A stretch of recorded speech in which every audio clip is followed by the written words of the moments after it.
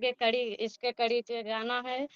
2 वर्ष 11 माह 18 दिन लगाए, भारत को संविधानवा बनाए।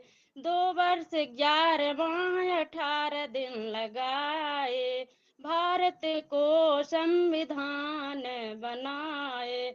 दलितों को आजादी दे के चले गए, भारत को संविधान माँ भीम जी लिख के चले गए, लिख के चले गए, लिख के चले गए, लिख के चले गए, भारत को संविधान माँ भीम जी लिख के चले गए, लिख के चले गए।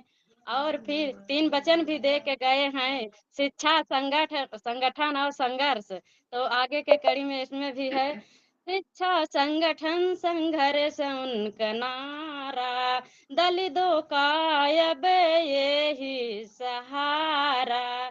शिक्षा संगठन संघर्ष उनका नारा, दलितों का अब यही सहारा।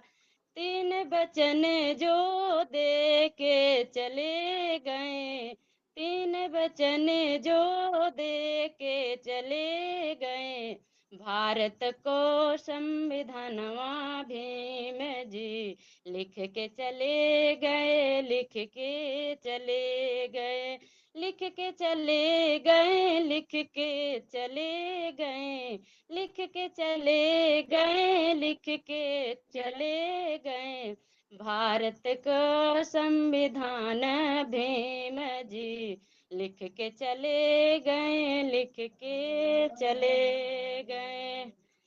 और अगला मंच अब गुरु जी को समर्पित करता हूँ। बहुत बहुत धन्यवाद सुनीता जी।